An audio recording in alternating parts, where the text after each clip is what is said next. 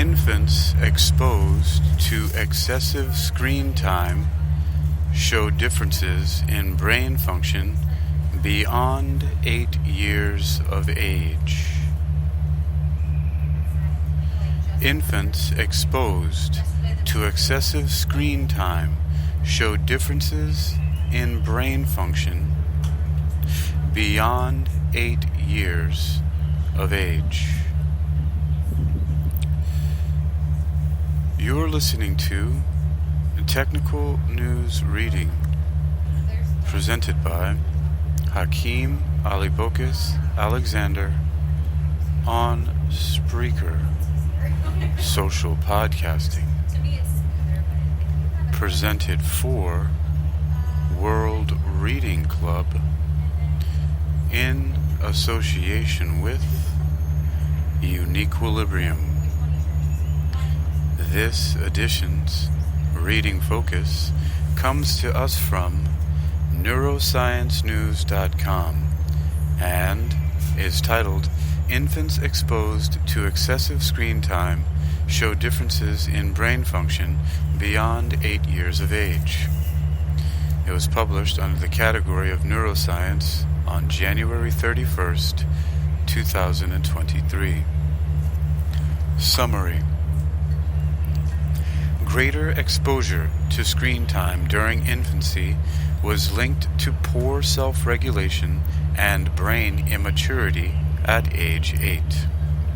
Source: Agency for Science, Technology, and Research. More children are now exposed to mobile digital devices at a young age as an avenue for entertainment and distraction.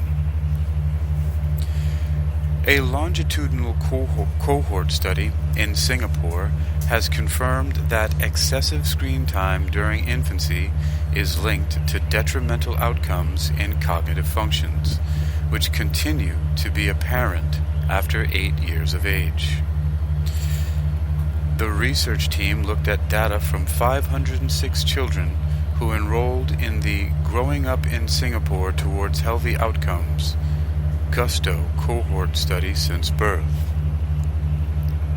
When the children were 12 months of age, parents were asked to report the average amount of screen time consumed on weekdays and weekends each week. Children were then classified into 4 groups based on screen time per day: less than 1 hour, 1 to 2 hours, 2 to 4 hours, and more than 4 hours.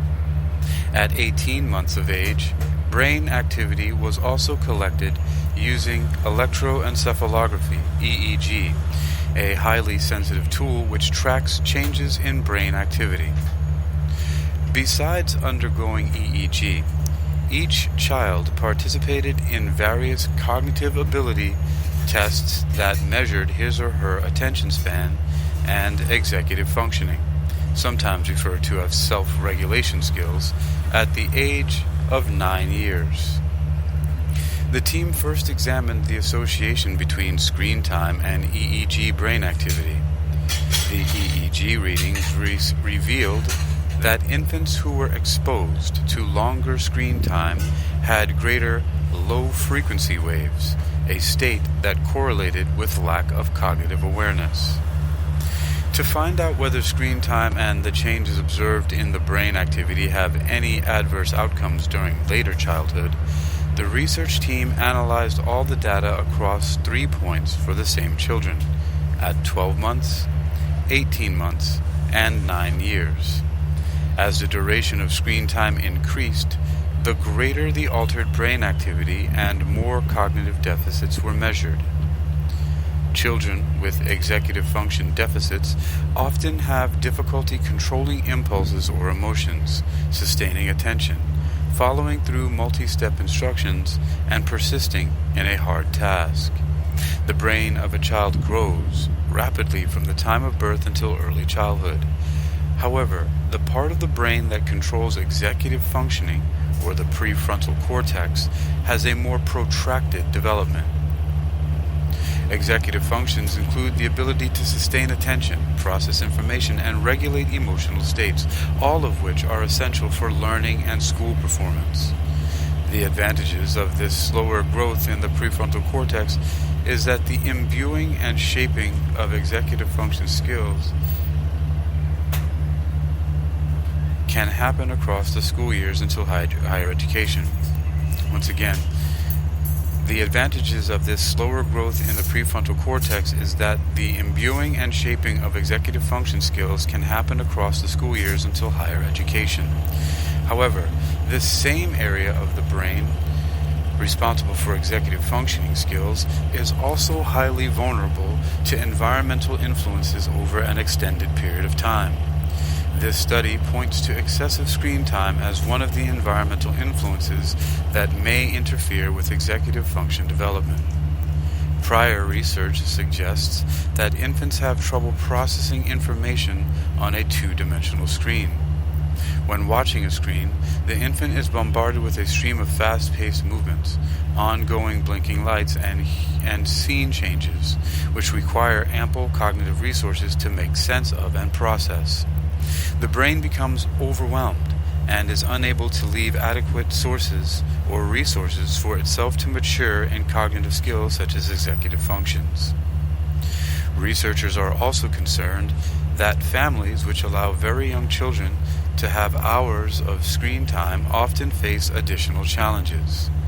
These include stressors such as food or housing insecurity and parental mood problems. More work needs to be done to understand reasons behind excessive screen time in young children.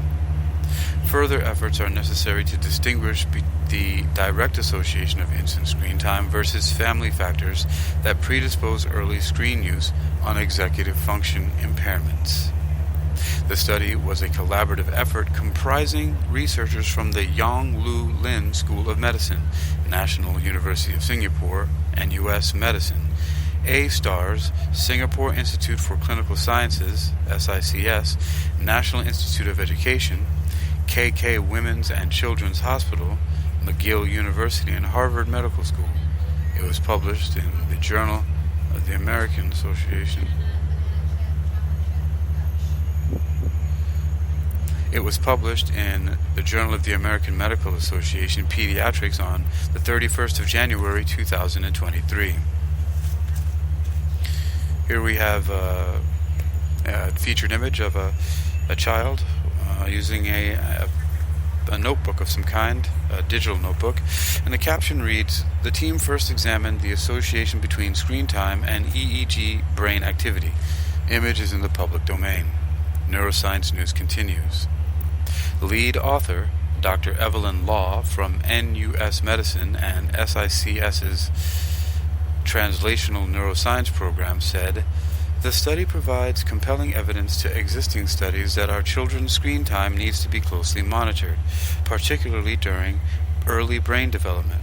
Dr. Law is also a consultant in the Division of Development and Behavioral Pediatrics at the Khu Tech Puat National University Children's Medical Institute, National University Hospital.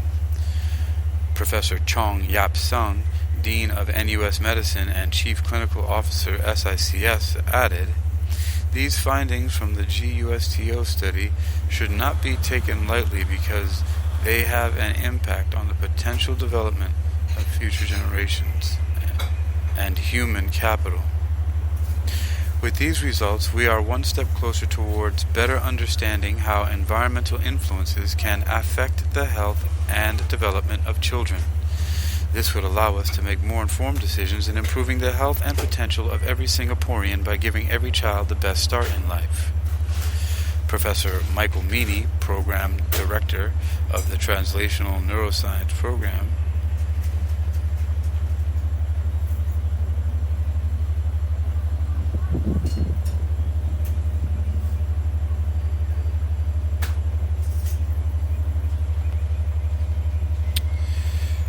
About this technology and brain development research news. Author Shermaine Lowe. Source Agency for Science, Technology and Research. Contact Shermaine Lowe, Agency for Science, Technology and Research. The image is in the public domain. The original research is under open access and is titled Associations Between Infant Screen Use, Electroencephalography Markers, and Cognitive Outcomes by Evelyn Law and others in the Journal of the American Association Pediatrics. That's JAMA Pediatrics. You've been listening to Technical News Reading, presented by Hakeem Alibokis Alexander on Spreaker, social podcasting, presented for World Reading Club in association with Uniquilibrium. Neuroscience News continues with an abstract from the paper titled Associations Between Infant Screen Use, Electroencephalography Markers, and Cognitive Outcomes. Importance. Research evidence is mounting for the association between infant screen use and negative cognitive outcomes related to attention and executive functions. The nature, timing, and persistence of screen time exposure on neuronal functions are currently unknown. So the nature, timing, and persistence of screen time exposure on neuronal functions are currently unknown. Electroencephalography, EEG, permits elucidation of the neural correlates associated with cognitive impairments.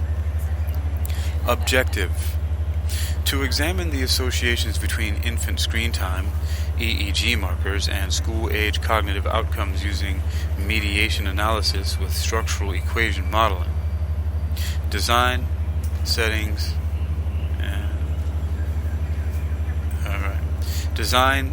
and participants. This prospective maternal-child dyad cohort study included participants from the population-based study Growing Up in Singapore Toward Healthy Outcomes, GUSTO. Pregnant mothers were enrolled in their first trimester from June 2009 through December 2010.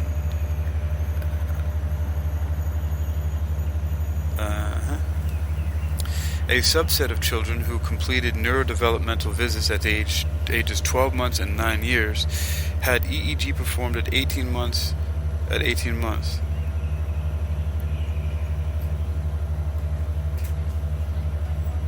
All right. Taking a look again. All right. Pregnant mothers were enrolled in their first trimester from June 2009 through December 2010. A subset of children who completed neurodevelopmental visits at age 12 months and 9 years had EEG performed at 18 months. Data were reported from 3 time points at ages 12 months, 18 months, and 9 years. Mediation analyses were used to investigate how neural correlates were formed or involved in the brain. How neural correlates were involved in the paths from infant screen time to the latent construct of attention and executive functioning. All right. Once again, mediation analyses were used to investigate how neural correlates were involved in the paths from infant screen time to the latent construct of attention and executive functioning. Data from this study were collected from November 2010, March 2020, and were analyzed between October 2021 and May 2022. Exposures.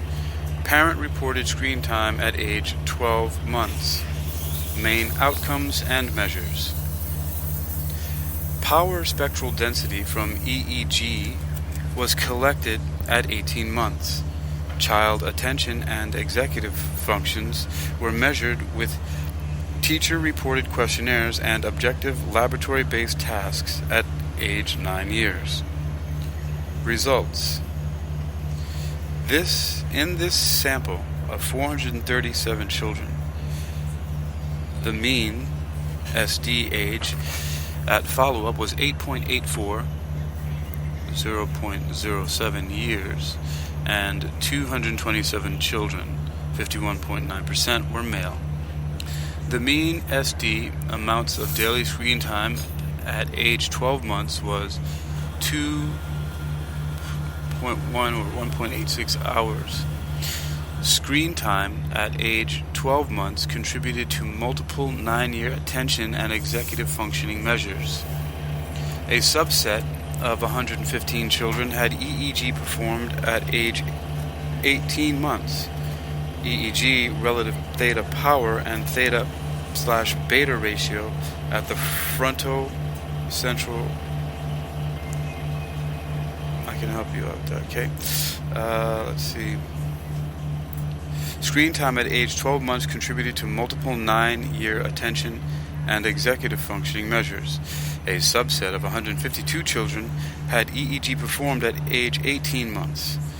EEG relative theta power and theta/beta ratio at the fronto-central and parietal regions showed a graded correlation with 12-month screen use.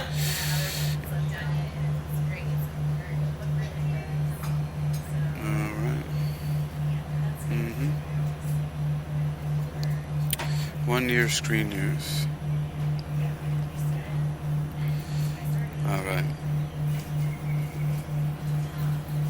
In the structural equation model accounting for household income, fronto-central and parietal theta/beta ratios partially mediated the association between infant screen time and executive functioning.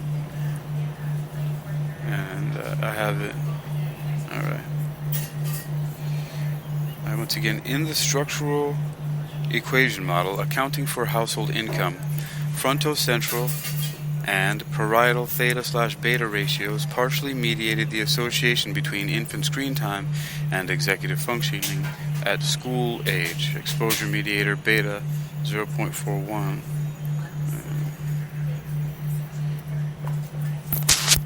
Alright, forming an indirect path that accounted for 39.4% of the association. I continue. In this study, infant screen use was associated with altered cortical EEG activity before age 2 years. The identified EEG markers mediated the association between infant screen time and executive functions. Further efforts are urgently needed to...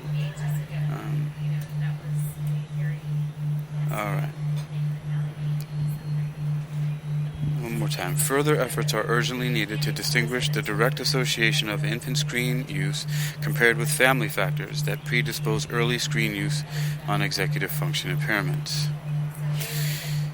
You're listening to Technical News Reading, presented by Hakeem Ali Bokus Alexander on Spreaker, social podcasting, presented for World Reading Club in association with Uniquilibrium. This edition's reading focus has come to us from neurosciencenews.com and is titled Infants Exposed to Excessive Screen Time Show Differences in Brain Function. And I just might dig in one of those pockets. Alright.